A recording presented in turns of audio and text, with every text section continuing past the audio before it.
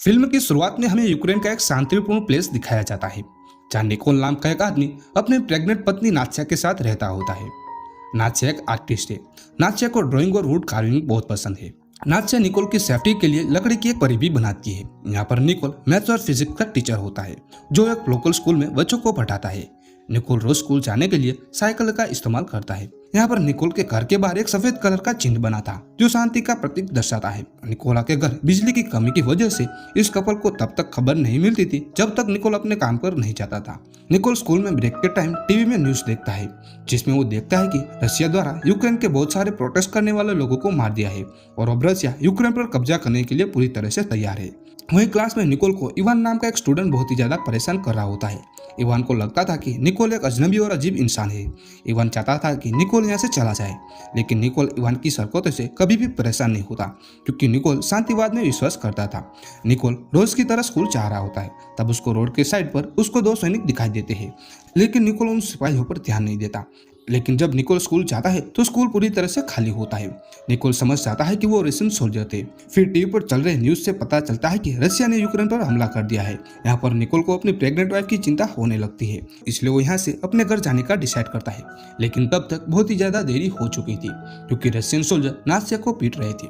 Nicola अपनी पत्नी को बचाने के लिए चाहता है तो उसको भी बंदी बनाया जाता है। रशियन सोल्जर को यह लग रहा था कि वो यूक्रेन के जासूस है, लेकिन छानबीन करने पर मालूम पड़ता है कि यह यूक्रेन के जासूस नहीं है। वो उनके घर को आग लगाकर वहां से जाने लगते हैं, लेकिन नात्या रशियन सोल्जर के ऊपर गुस्सा उतारने के लिए उन पर पत्थर फेंकती है, जिससे गुस्से में एक रशियन सोल्जर उसको गोली मार देते हैं और नात्या मर जाती है। निकोल फुट फुट कर रोने लगता है। अब वो पूरी तरह से टूट चुका था। वो अपने जलते हुए घर को देखता है और वो अपनी मरी हुई पत्नी से लिपट कर रोने लगता है। कुछ घंटों के बाद यूक्रेन के दो सोल्जर की नजर निकोल के ऊपर पड़ती है, इसलिए वो नात्या के लिए कब्र खोदने में मदद करते हैं।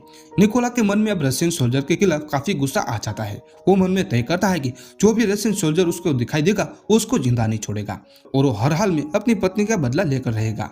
फिर उसके बाद यूक्रेन के सोल्जर उसको आर्मी बेस पर ले जाते हैं, लेकिन जाने से पहले वो लकड़ी की परी को अपने साथ ले जाता है।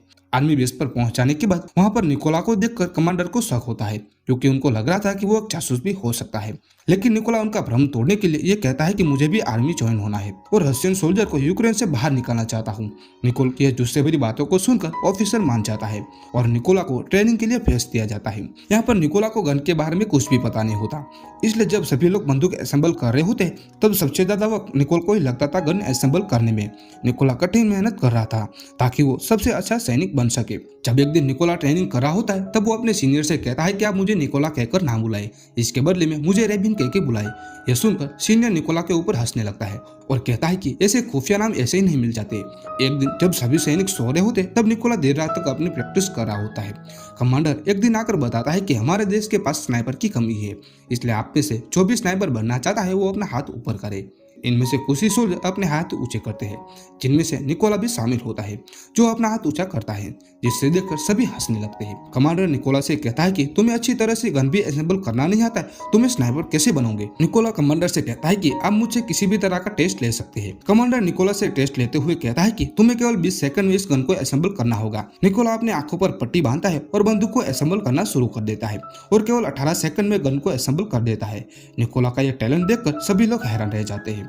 अब यहाँ से निकोला की स्नाइपर बनने की ट्रेनिंग स्टार्ट हो जाती है। निकोला दिलो जान से ट्रेनिंग करने लगा था। उसको स्नाइपर बनने में ज्यादा वक्त नहीं लगता क्योंकि निकोला को मैथ्स और फिजिक्स की काफी नॉलेज थी। आखिरकार वो दिन आ ही जाता है जब सभी सैनिकों को अपनी अपनी बंदूक मिल जाती है। सभी सोल्जर को अच्छे मॉडल की बंदूक दी जाती है, लेकिन निकोल को पुराने मॉडल की बंदूक दी जाती है जो अच्छी तरह से काम भी नहीं करती थी। निकोला सीनियर से अच्छी गन की डिमांड करता है, लेकिन उसका सीनियर कहता है कि गन में प्रॉब्लम नहीं है लेकिन तुम में है। ट्रेनिंग के दौरान उनका सीनियर बताता है कि अगर तुम्हारे सामने टारगेट मौजूद हो तो तुम्हें वहां से हिलना भी नहीं है। इसके बाद ट्रेनर इन सब का टेस्ट लेता है, जिनमें स्नाइपर गन की पोजीशन में लेटे हुए सोल्जर के कान के पास उनका सीनियर बंदूक से गोली चलाता है, जिनमें जो भी स्नाइपर हिल जाता उसे ट्रेनिंग से बाहर निकाला जाता था। जब निकोला की बारी आती है तो उसको कोई फर्क नहीं पड़ता। जब वो अपने टारगेट पर निशाना लगा रहा था तभी सीनियर उसके पास आकर कहता है कि तुम्हें अपने टारगेट को एक ही बार देख सकते हो, और उसके बाद उसकी आंखों के सामने कुछ रख देता है। जब वो निशाना लगाता है तो वो चूक जाता है, मगर सबको पता था कि अगर निकोला के पास अच्छी गन और उसकी आंखों के सामने कुछ भी ना होता होता तो वो अपना निशाना कभी भी नहीं चुकता। उसी रात सभी स्नाइपर का नाइट शूट टेस्ट होता है, जिन्हें उन्हें रात के अंधेरे में अपने टारगेट को ऊपर निशाना लगाना था। सीनियर फायर गन चलाकर उन सभी को एक ही बार टारगेट दिखाते हैं।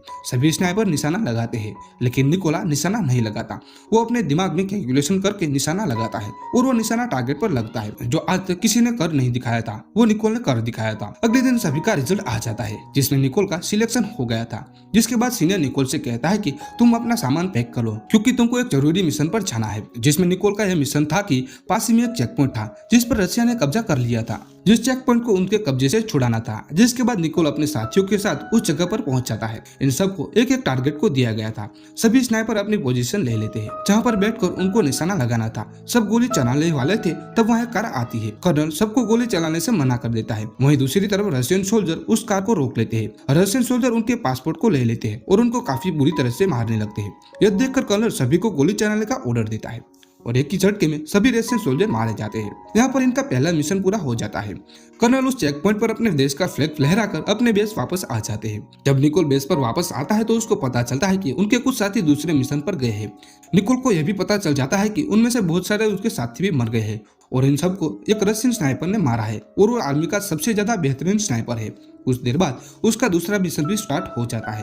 यह सभी एक जगह पर पहुंच जाते हैं जहां पर रशियन आर्मी कब्जा करने वाली थी। सबसे पहला निकोल इस जगह पर अपने साथियों के साथ बॉम्ब लगा देता है और फिर घास में छुपकर रशियन आर्मी का इंतजार करने लगते हैं। कुछ वक्त के बाद वहां पर रशियन आर्मी आ जाती है।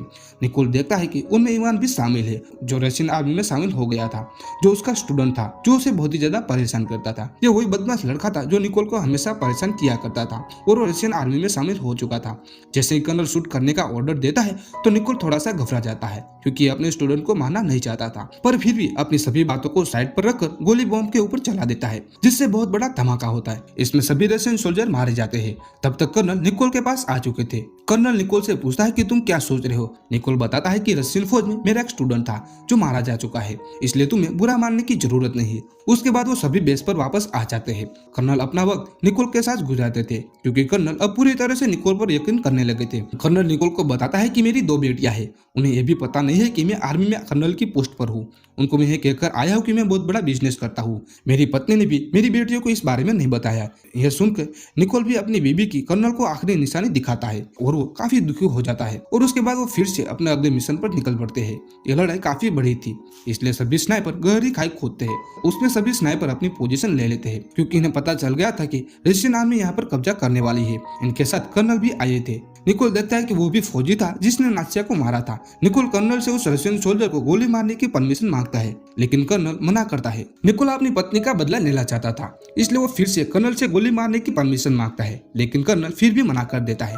निकोला फिर भी उस सोल्जर को गोली चला देता है, जिससे दूसरे सोल्जर को इसके बारे में पता चल जाता है, जिससे रशियन सोल्जर इन पर हमला कर देते हैं, जिसमें कर्नल मारा जाता है। निकोल बहुत ही ज्यादा दुखी हो जाता है, क्योंकि उसकी वजह से कर्नल मारा जा चुका था। निकोल अब तय करता है कि जिस स्नाइपर ने कर्नल को मारा है उसको ढूंढ निकाल कर मारेगा और कर्नल की मौत का बदला लेगा। इसलिए वो अकेला मिशन पर चला जाता है। निकोला को उस स्नाइपर की लोकेशन के बारे में पता चल जाता है जिसने कर्नल को मारा था। वो अपने टारगेट को फिक्स करके मार गिरा देता है, लेकिन एक दूसरा स्नाइपर उसको जख्मी कर देता है। निकोला यहाँ से एक खुफिया घर में अपना घाव ठीक ना हो तब तक वहाँ रुकता है। एक दिन निकोल को अपने कमांडर का कॉल आता है, इसलिए वो बेस वापस चला जाता है, जहाँ उसको मालूम पड़ता है कि कर्नल को जिसने मारा था वो स्नाइपर अभी भी जिंदा है और उनको उसकी लोकेशन के बारे में पता भी चल जाता है। वो स्नाइपर बिल्डिंग के अंदर होता है। निकोला उस बिल्डिंग के अंदर पहुंच जाता है। निकोला कुछ रशियन सोल्जर को मार देता है। निकोला अपने साथियों को कहता है कि मेरा रास्ता साफ कर दो। यह सुनते ही निकोला के साथियों रशियन सोल्जर के ऊपर गोलियां चलाकर उनको मार देते हैं। वहीं रशियन स्नाइपर को किसी की आवाज नहीं सुनाई देती, इसलिए वो चेक करने के लिए छत पर जाता है, जहाँ वो देखता है कि किसी ने एक स्नाइपर को मार दिया है। इसलिए वो अपनी रशियन मिलिट्री को कॉल करके यहाँ की सारी सिचुएशन के बारे में बताता है।